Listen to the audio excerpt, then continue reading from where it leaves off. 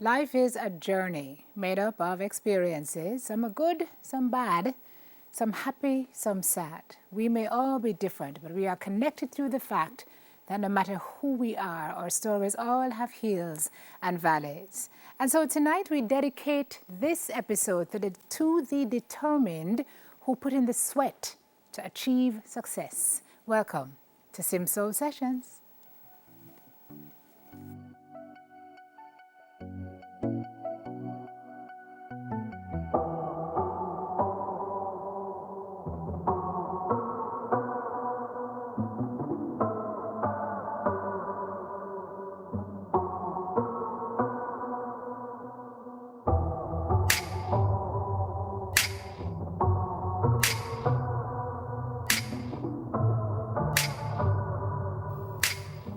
Hi, everybody, and welcome to the show.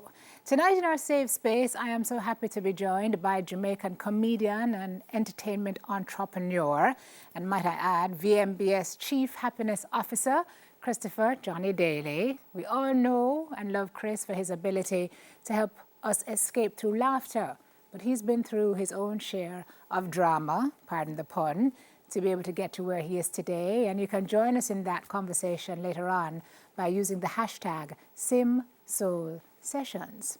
First, though, we're going to check in with Shalane Smith, who was, I think, our second guest in our first season. Shalane was battling breast cancer and came on to bravely share her story of her fight. She joins us now so we can find out what's been happening with somebody who people ask me about all the time, shelling them as usual. Hi, Shalane. Hi, Simone. How you doing? I'm good. You look so good. How are you? Thank you. I'm good. Giving God thanks. Well, there's a lot to give thanks for, which is why Yes. this update is necessary. When you were last here, you were still battling. You were going through treatment. You had your good days, you had your bad days, but you put a real, genuine, authentic face on what that fight with breast cancer looks like, especially for someone of your age. It was a very tough time for you. Update us on what has happened since that time. First of all, let's start with the aftermath of the show. What was the feedback like for you? I mean, the feedback was great. Everyone was, supportive, and they all, those who didn't know, they were like, oh, wow. But they were also very appreciative that I spoke out about it, because for some reason, well, not for some reason, I know why, but a lot of people are very private about their battle with cancer. And just, me speaking out loud, a lot of people, even those who were ill, but it wasn't with this particular disease, said that my attitude kind of gave them more energy and encouragement. So I it like was that. it was really heartwarming to get that kind of feedback. Okay, so where are we now with our diagnosis, please and thank you? Well, the diagnosis is looking really looking good. I'm giving thanks. So we did the first, so I finished chemo. I have completed radiation. We did our first post chemo MRI, and that came back clean with no evidence of residual breast cancer. Can you say So that again, Shalane? it came back clean with no evidence of residual breast cancer. My gosh. I also did a mammogram. There are ultrasounds you go through. So one thing that a lot of people might not speak about is the aftercare for surgery and cancer treatment is a lot of tests. It's endless tests, and that is to put your mind at ease as well as to keep the doctors informed. So I'm still in the process. I am still doing Herceptin, which is kind of like, it's like, the best way to describe it, it's a hormone blocker, which is to help to prevent recurrence. So I get those injections every 3 weeks, but every other treatment is completed right now. Excellent. How do you feel? I mean, I remember you saying that you were so happy to have gotten the news that you were clean, but every day is still, a struggle, because the hope is that it stays that way. But you still live in gratitude and you still live in hope. Right, yeah. So for me, I explain it to my family and my friends, is that when you are fighting it, you have something to actually focus on. So you can focus on the fight. This is, you want to get better, you want to finish this treatment. And then when you're finished, Now you have to fight the mental part of everything. So it's that to me, that's the hardest fight for me.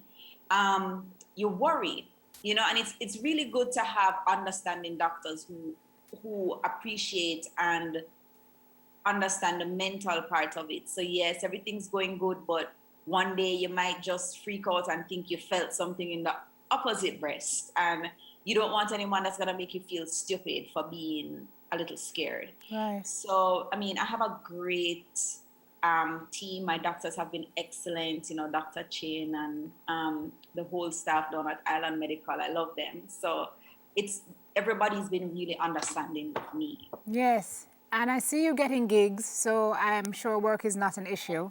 We never start working. Yeah. And I know you're back working out, so obviously your body's feeling really good. Yeah. So, it started working out and then had to kind of stop with the whole COVID-19, being around other, because remember in a gym, people are breathing and it's exhaling and how it's gonna spray the aerosol. So that, being in the gym wasn't necessarily The safest thing recommended. for you. So I finally got someone to come and work out with me at home. So it's more one-on-one. For me, it's more to be fit, and just kind of just get back the strength that I had before. Because I used to love the gym before. Yeah, but it's also good for your mental peace, so your headspace. The exercise is good for you. And I'm glad that even as I speak to you, your village is still around you. Kim is somewhere in the corner. Kim was with you when you were last here as well. Breakfast. Yeah. Oh, my good girl, looking for you. Okay, girl. Well, we're happy to catch up with you. I love it. You're still being spoiled. Yeah, I love it. I have a feeling it's going to be that way for quite a while. Shalane, we are so happy to have caught up with you, and we're glad you're feeling better. We're glad you're doing better. And we are all praying, because you have an army here, not only on the show, but on social and out there, that are praying for your continued health and your continued strength. So you remain positive, we remain positive, and we pray that all will be well with you. Thank you so much, Simone. I do appreciate when persons tell me that they have been praying for me or that they have me in their prayers. I can't explain how touched I am when when they do, because for you to take time out and to pray for me and to speak to God on my behalf is something that's really, really touching. So thanks to everyone. I really do appreciate it. And thank you guys for checking in. Yeah, man. Love to talk to you. And I will be in touch. Thank you very much, madam. All right, guys, when we come back, checking in with Shalane there, we're going to meet tonight's guest. Well, we're not meet him because most of you know him. But if you don't know him, his name is Christopher Johnny Daley, and he'll be in that couch when we come back. Soon come.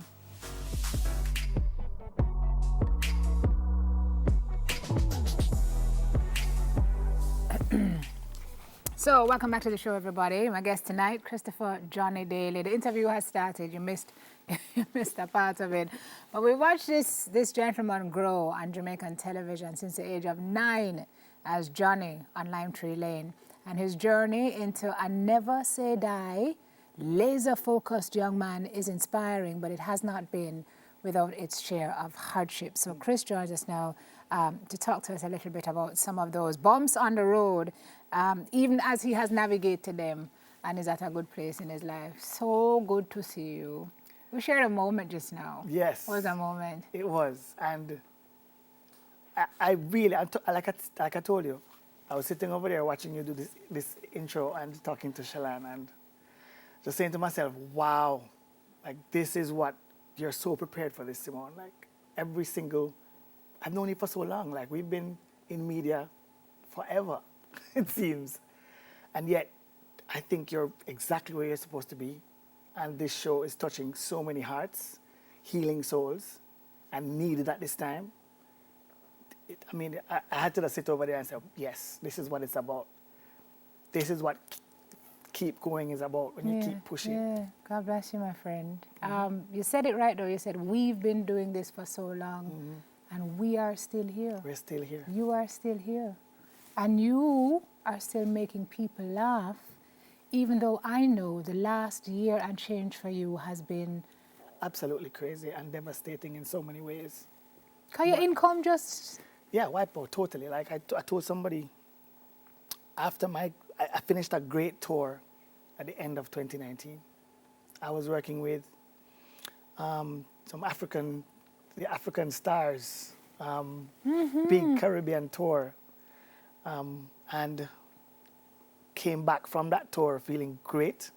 You know, big up Tango, because Tango Entertainment brought me on that tour, and I said, yes, Tango, we're going to head to Africa after this. That was a plan, because they were so excited with us too.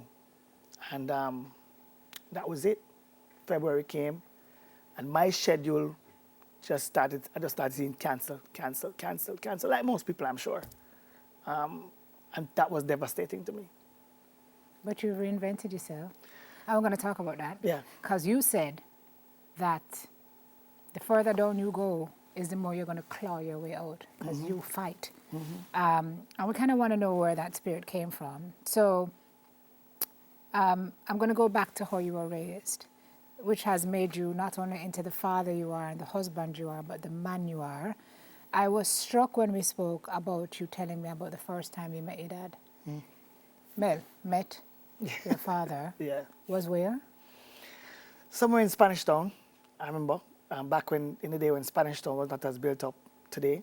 It was a wet day, very muddy, murky, and he stumbled out of a bar that he was in, drunk, laced, almost fell on his face. I think he fell.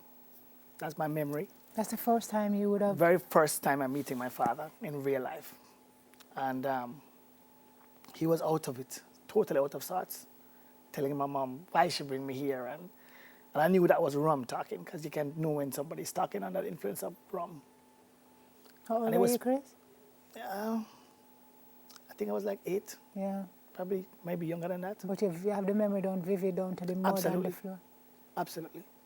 And I just remember, it was very painful. I remember she was asking him for help, and I think that's why she brought me to him, because she was saying, you know, this is your son, and he needs you. And he wasn't able to provide that assistance. And I think he was a little bit embarrassed that that's the way I saw him as well. I mean, I would have been embarrassed. Because he's pretty much been absent all of your life. And you say even the attempts to talk to him were really initiated on your part. And really never yielded much result. I've tried not to have a caustic relationship with him at all. I don't think we have a caustic relationship. I don't think we have a relationship. I was going to say, do you have one at all? But every time I've made that move to initiate contact with him, literally go to him, literally brought him to the house where I'm at right now, and said, this is where I'm at. Here's a phone, keep in touch. It hasn't worked out. So now, when I'm passing through a town, Clarendon, Maypen, which is the area that he frequents, people will see me and say, oh, see your father, you know. We know your father. But that's the connection right now. That's it. Then your mom was with your stepdad. Yeah. And there were things you saw there too that have shaped who you are now. Absolutely. Not good relationship there either. No, so my mother has been through A lot. hell and back. You know, my mom literally had to flee gunshots from Waterhouse back in the 80s and ended up at Hagley Park Road 113, which is where I grew up in terms of until I was 13.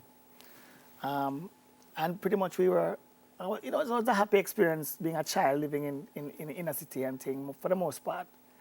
But there was the dark side. The dark side was that this man was also abusive. And it's easier to talk about now.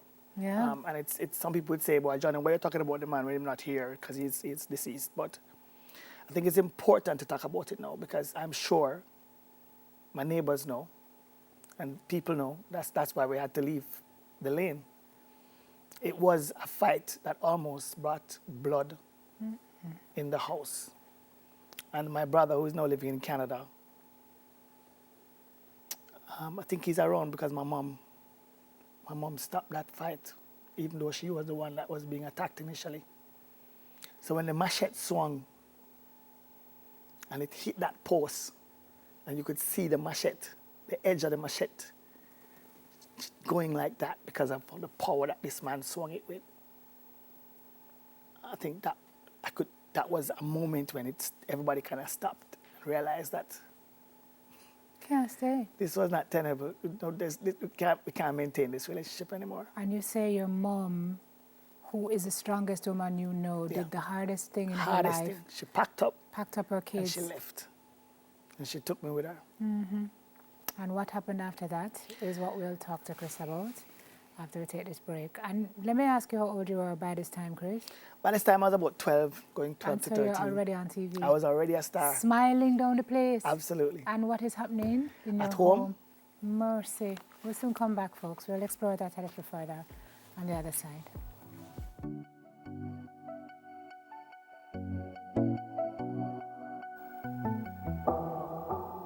Back with Chris Daley on our set, talking before break about the 13-year-old Chris, who is now everybody's favorite on Lime Tree Lane because you're making everybody laugh. And I said to you when we spoke earlier that there was a maturity about you, even as a young man. But now I understand why. Because you were exposed to big people things, and in your own way, you kind of had to be fending for yourself. Yeah, when you grow up in the inner city, you're kind of exposed to big people things early. Honestly, I mean, it's hard not to be exposed to big people things in the inner city. It's everything. It's like an open society when you grow up in that space. So how do you channel now all of what you're seeing at home? By this time you moved, so you're in Portmore now, right? With mommy. But all of this is still weighing heavily, has to be on your mind. I mean, as big people, we have a problem sometimes navigating the attention from outside and who you are in the public space and who you are in your personal space. You had to be dealing with that reconciling that from early, Chris. How you manage that?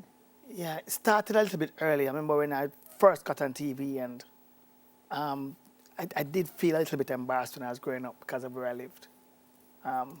So when the bus was dropping me off, sometimes I'd say, "Stop here," before they got to the front of the lane, and a couple of bus stops before. But then it got later and later in the nights when we were being dropped off, and the driver was like, "No, wait, I need to drop you off to your house." And everybody realized, "Johnny, just go on in, man," and thing.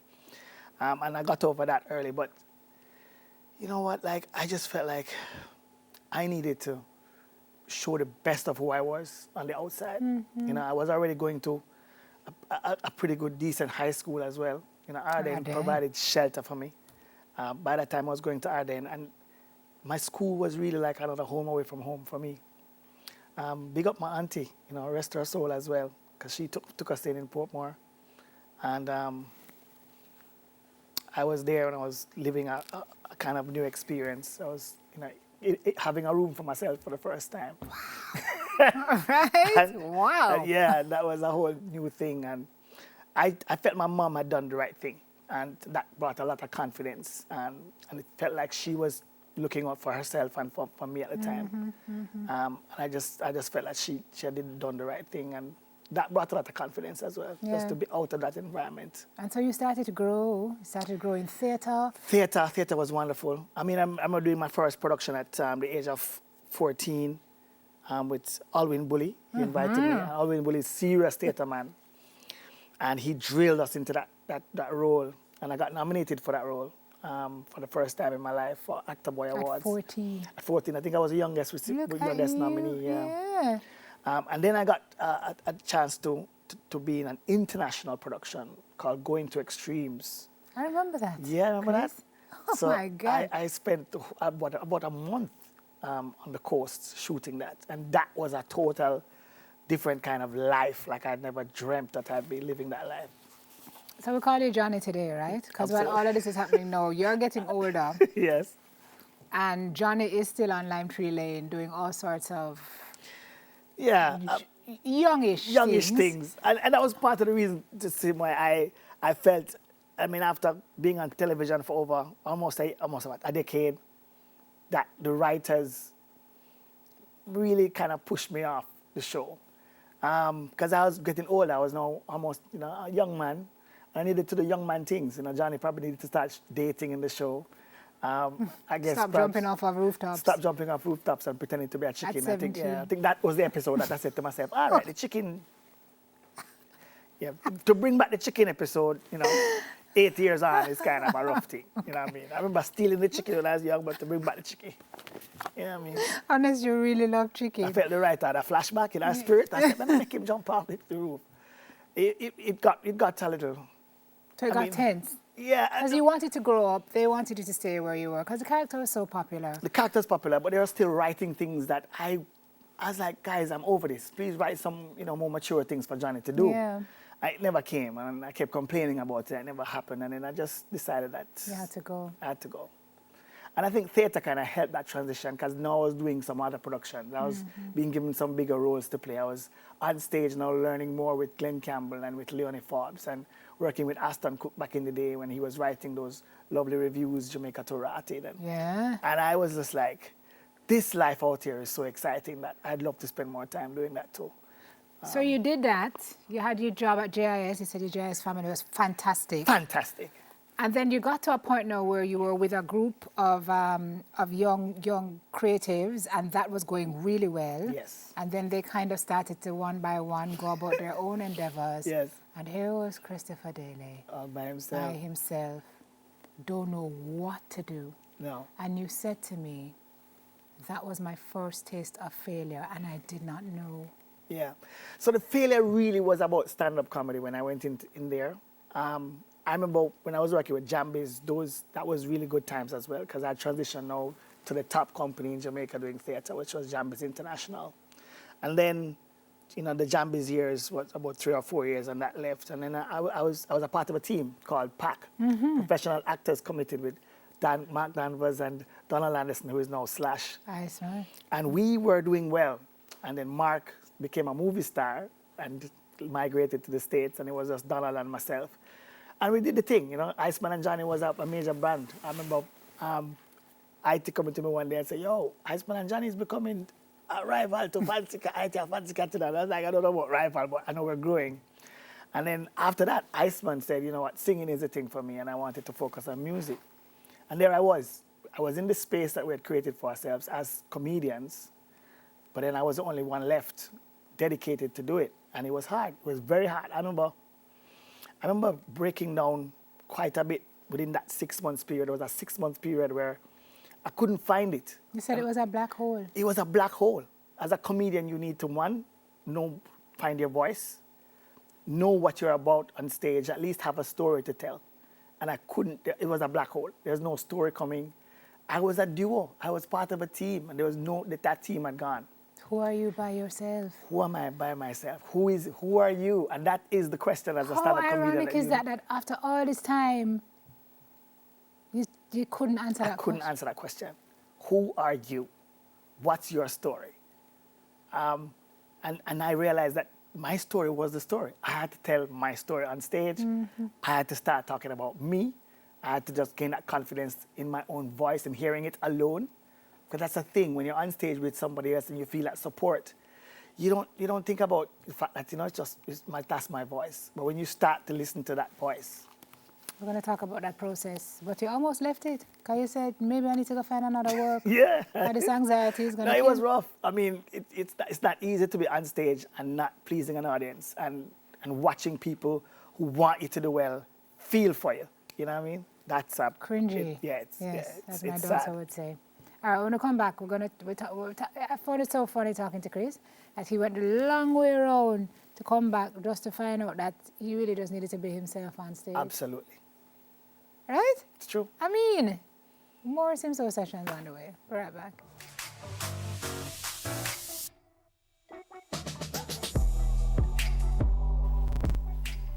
Welcome back, everybody. So we're with Chris now. We left off. Chris said his comedic light went off.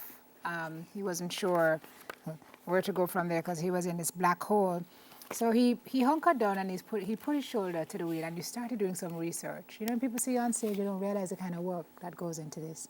You started to do some research on successful comedians. Right. What did you find? I found out that comedy is really an expression of you. It's who you are.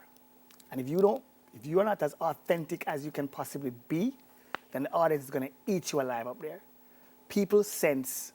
An audience can sense when you're not being genuine, or you're not being real, or you're not, you're giving them a bull. You know what I mean? So I started reading, and I was reading, well, I learned the lesson before, but it really reinforced it when I read Kevin Hart's book. And Kevin Hart's book, he explains how he used to be Little Kev, something, like Little Kev the Rascal or something. He used to call himself some name. And one of his mentors used to drive from Philly to New York with at nights to do comedy. Said to him, you know what your problem is, Little Kev? You need to talk about who you are.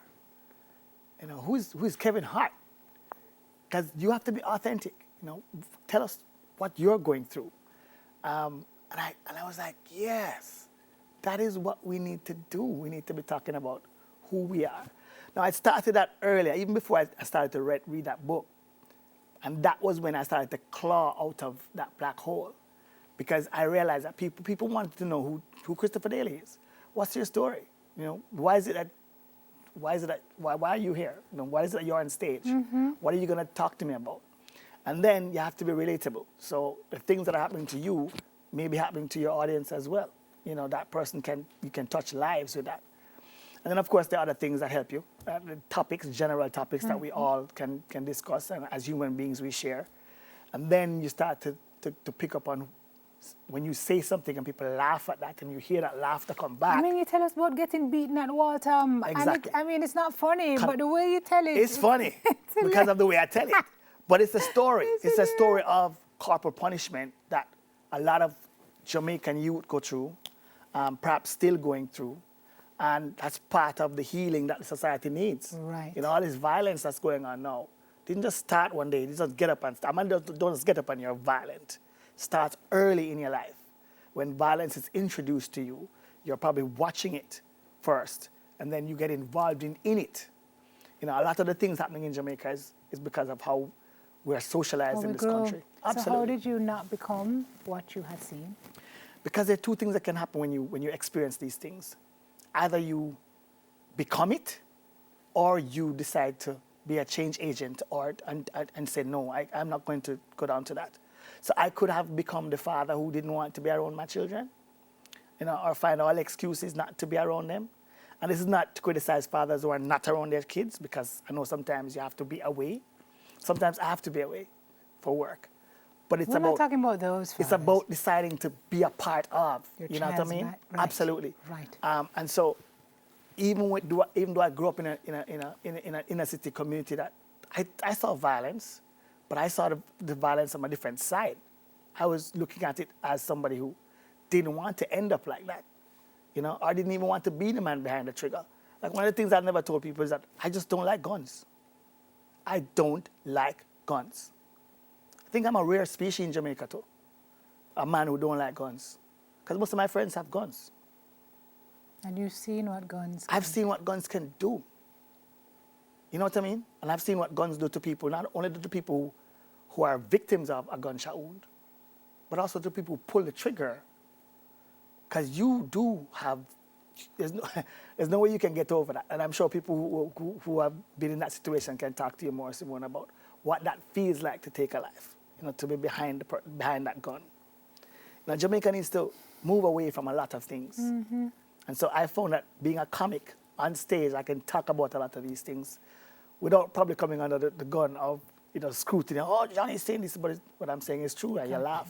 Gotcha. Well, your authenticity is something that has drawn people to you, including the folks in corporate who you tell me, if it wasn't for corporate during this time, you'd be on your face. Absolutely. Chief Happiness Officer for VM. Your VM family loves you to the ground. And I absolutely love my VM family. You better love them. They wanted to share something with you today. Go ahead, guys.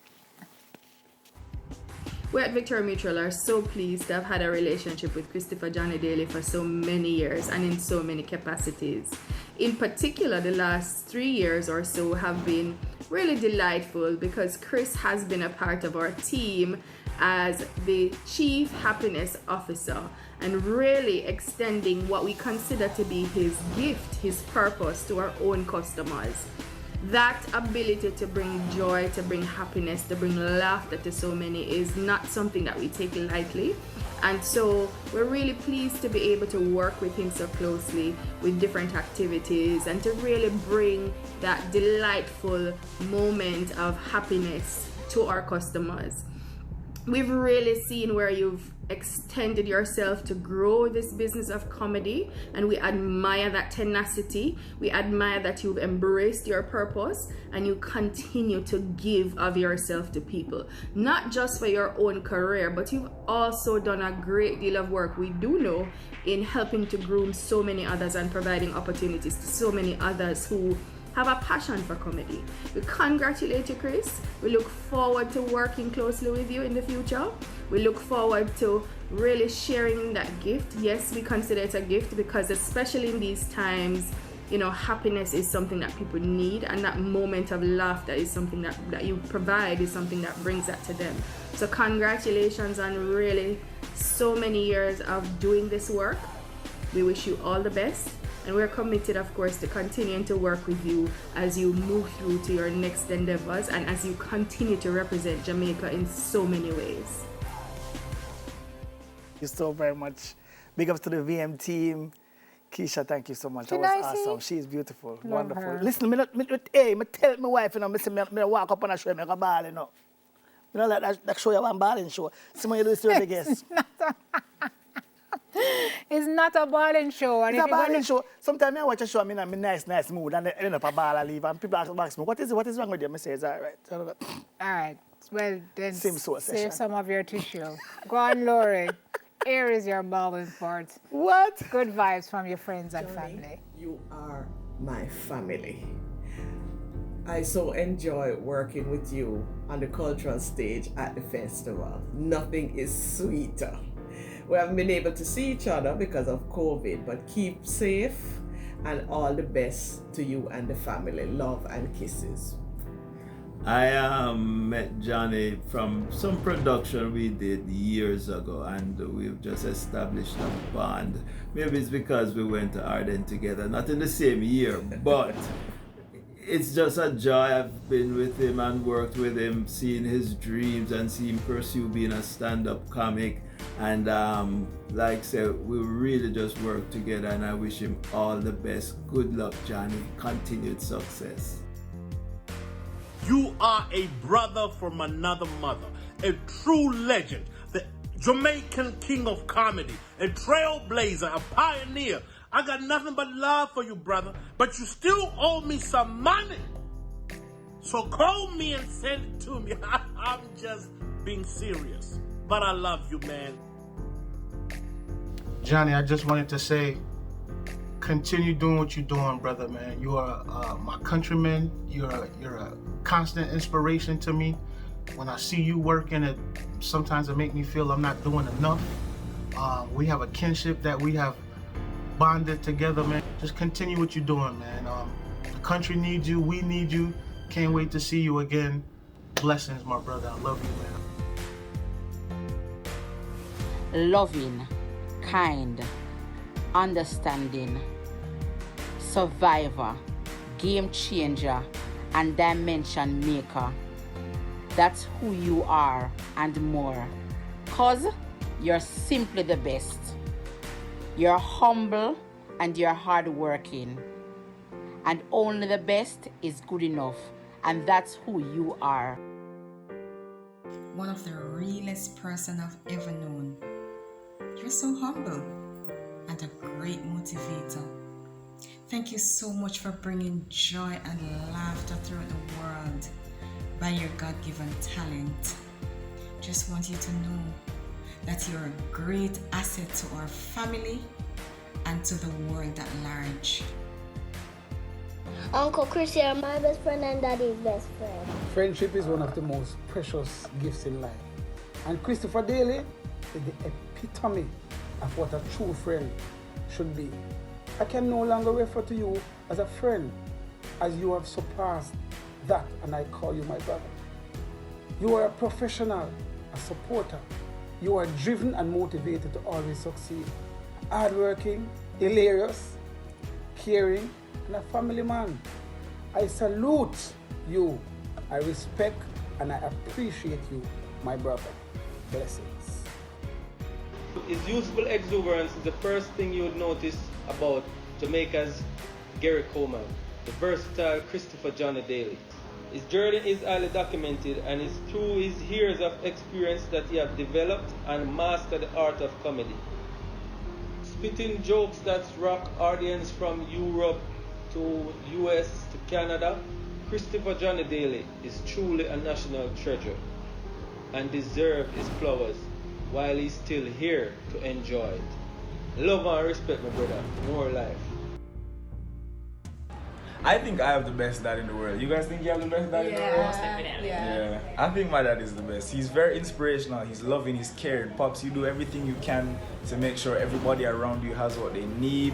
Your children are always provided for and cared for, whether it's school, whether it's sports, whether it's passions. You're always there, you're always looking out for us, and we love you, Pops. Why do you think you have the best dad in the world? I think I have the best dad in the world because you're always motivating us and telling us to put our best foot forward. You're constantly checking up on us and making sure that we're alright. So, why do you think you have the best dad in the world? Because he's a great person to talk to about my problems, and I think anyone else would want him as a dad. He's very funny, and he's actually really loving, caring, and he helps provide food in this house, and he puts his foot down sometimes. Nice. You know, I'm your second mother because your mother gave me permission to shake you up when you don't behave yourself. I remember coming into contact with you and you were just 9 years old in primary school at Halfway Tree Primary, but you had so much confidence and so much talent that you were not overawed by working with all of us adults in Lime Tree Lane. And I can tell you, Chris, it has been a pleasure, an absolute pleasure, working with you all these years. The 9 years of Lime Tree Lane, I've been a part of your growing up, of watching you develop into a wonderful, creative, hard-working young man. And I know that everything you have done with God in your heart. I wish you all the best, and I look forward to seeing bigger and better things from you. I know you're a dedicated family man, and I love that about you. And you're just such a wonderful person that you inspire others. It wasn't easy. I know there were people who wanted to show you, said, you think you're a victim, but it's not all that. But you did not allow that to detract you, and you did not allow that to make you bitter or bad mind, because you just have a loving spirit. So Christopher Johnny Daley, I'm proud of you. I wish you all the best, and may God continue to bless you. One love. God bless you and more power to you. One love. I love what you do, always an inspiration. And give me a copy of that painting. Love you, cuz. Love you, cuz. Big up yourself, Johnny. I think I have the best dad in the world. You guys think you have the best dad in the world? Most definitely. Yeah. We have the best dad in the world. Yeah, we do. Simone, you guys. Yeah, let me tell you about the Ballin Show. I'm going to tell you officially. And look here, as well as Sim Social Chat, hashtag Ballin Show, please. Because That's not the hashtag. The hashtag is Sim Soul Session. However, you could have a point. oh man, Yeah. What makes you laugh, Chris? Who makes you laugh? you know, And I what laugh makes you easily. cry? I laugh easily, just like as easily as I cry. I cry easily too, you know. I try not to hold back my emotions. Yes, I try to let them run through me. that's important. Very important because as an actor, as a comedian, as a creative, you need to feel these things so that you can express them. What if I love that you feel that way? Yo, me feel so overwhelming, like box me a while ago, like you don't understand, and you go deep, like you go to some people who are really my people. I suspect you do the kind of you do the right kind of Well, if research. you're going to box you have to box you properly. Yes, I was a really great gamut. Dorothy Cunningham is such a pillar in my life. Wow, Alfred Kainga is a great comedic friend too. And Drew Thomas has become one of my latest, like one of my brethren who we can reason with on a comedic level, keeping me sane over this time. And you need that, you know what I mean? Village, man, the village, Yep. your village. Your beautiful wife was supposed to have been here, and we ran into issues with that, but we're going to rectify that. That's another point, because we know she's your bestest I friend. want to just say, Sophia. trust me, Yeah. you've done it all today. Like Sophie, you know, if Sophie come now, I walk in, that'll be too much for me to handle, right? Oh, man. We're so working on it. Yeah. Anyway, we'll be back to wrap up the show after the break. Soon come.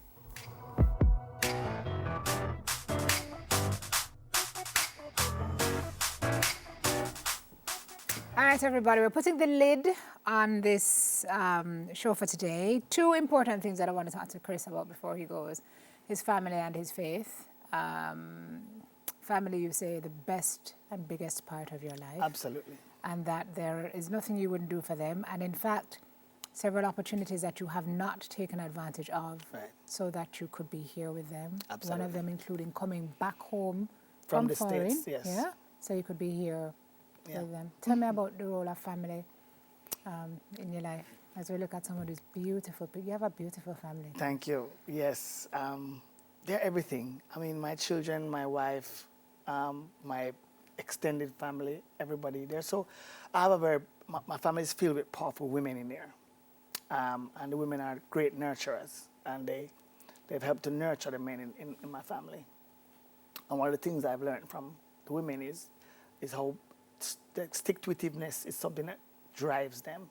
And I've watched them, work hard with their families and protect their families through storms and just bad times, good times. And I take note from that.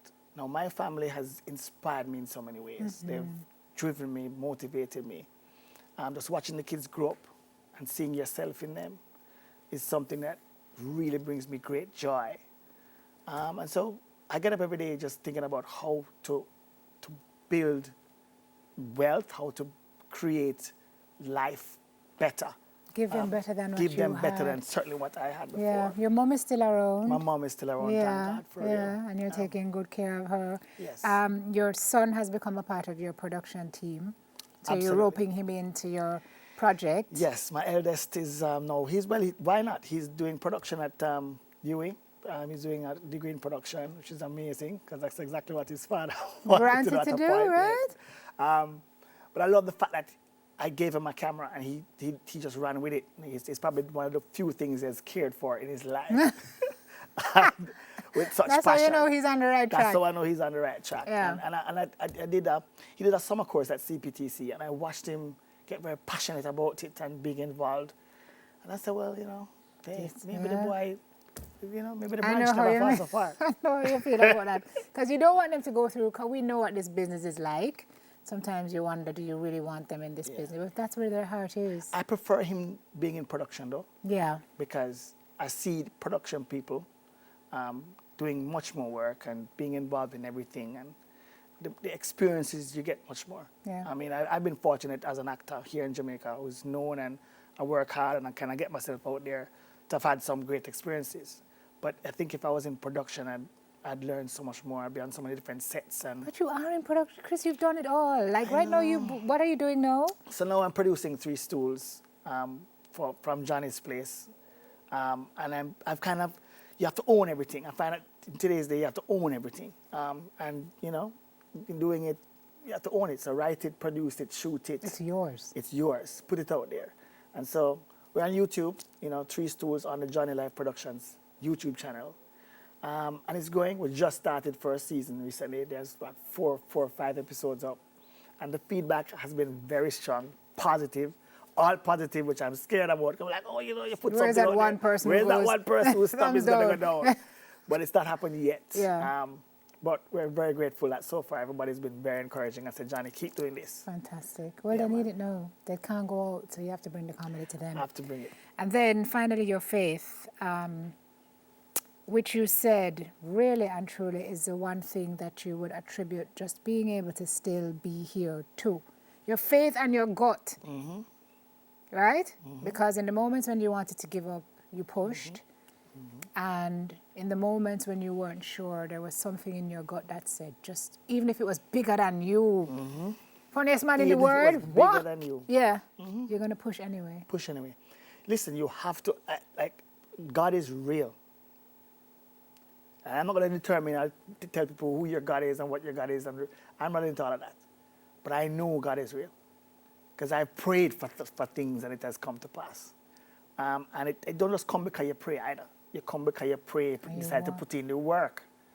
When you have, my vision is from somewhere.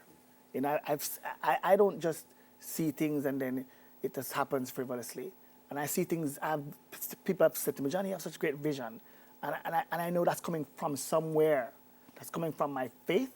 That's coming from that voice that I have no control over it, just coming from. But that's my God voice. That's your God. And that's the voice that I said to myself, that's the voice that's telling you, do this. If everything from your toe to your hair on your head is burning and it's telling you that that's the direction you need to go in, then that's the direction you need to go in. And I tell people, stop not listening to that voice. It's a good voice. I mean, yeah, you know, if there's another voice, you know when it's telling you something bad. You Don't know do the negative it. voice, Yeah. don't do it. Yeah. But that voice that is burning in your stomach, that's telling you that this is what you need to do for your health, for your sanity, for your passion. Go, do it. Because the worst thing you can have. Regrets. When you can say, I should have done that. And I've had a few things that I regret, for sure. But those things, that's part of the lesson you have to learn growing up. Stop having those regrets. Get up and do it. You know what I mean? Just do what you're supposed to do. Yeah. And there are people might come in your life and they might distract a little bit here and distract you there, and that's part of life. But hold on to that final dream that you have. Keep going. I remember there's some people in my life that have helped me to strengthen that belief in self and faith and, you know, the drive to claw yourself out of things. Dorothy Cunningham is one of them. There's a lady called Melita Samuels who started Lime Shilling, and she's one of them. Really deep thinker, somebody who's passionate about life and just pushes me. Tango Entertainment is another person who is strong. Like I every time I talk to him, I'm positive. I'm on the positive side. And of course, my wife is always in my corner. Sophia, So- your bestest friend. Absolutely. God bless her. We are proud of you. You are ours. You belong to everybody in Jamaica. Yes. I wonder if you know that. That's how I feel. Well, yeah, Absolutely. because it's true. It's true. And you sitting here saying remain on the positive side is something everybody needs to hear, especially now when there's so much negativity. Stay on the positive side, people. I mean, we drag down this country so much because people want to be on the negative side. And I keep telling you, we're all one people. We just decide to be divided. People decide to be divided in this country. We decide, we get on a side, yeah. Wrong and strong too, you know. Sometimes you don't even know why. No reason. It's like how people say, I grew up in another area, so come on. Stay on the positive side. Stay on the positive, guys. Oh, see, this is why I wanted to have you on the show. When I call you and you're like, I don't know why this is why. I'm just glad you Chris. left this session last because if you did ever leave the show, Love. I'm so happy you came. Thank you so much. I wish I could have hug you up and squeeze you. Yes. But you know how things are A these time days, will right? come. Oh God, when I start hug people and squeeze them, besides everybody in here. Thank you so much, Sims. It was good to have you. You are a wonderful, wonderful person. Bless you. You are blessed to do this job. You're born to do this. Thank you, my I'm telling friend. you. Love.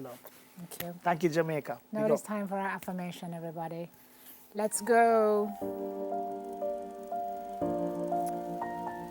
So we are looking at life, which has levels, several of them. 1 minute you're on top of your game. Another minute you're not even sure which sport you're playing or what team you're on. The answer, however, is not to bench yourself and sit things out, but to realize that if you never play, your chance at winning does not exist. And there's a saying that you miss 100% of the shots that you do not take. Sometimes things get so dark that we don't bother to even try to take those shots. But it is especially when things get dire that you start to just throw, sometimes blindly, but nonetheless in faith that even one of those shots will end up in that basket. Hope and faith, partners that can change your life when you face despair. So let's keep the hope alive and have faith that things can change, but only if you keep playing, my friend. We have to stay in the game. And so tonight we are affirming, I will put in the work full time and I will rest at halftime. That is our show for this evening. We certainly hope you found some soul food. Thank you again, my friend Chris, for sharing. Beautiful experience it has been. Thank you so much. My love. And we will be back next week with another story of the power of the human spirit. Until then, every blessing And please remember to count your blessings. Night, everybody.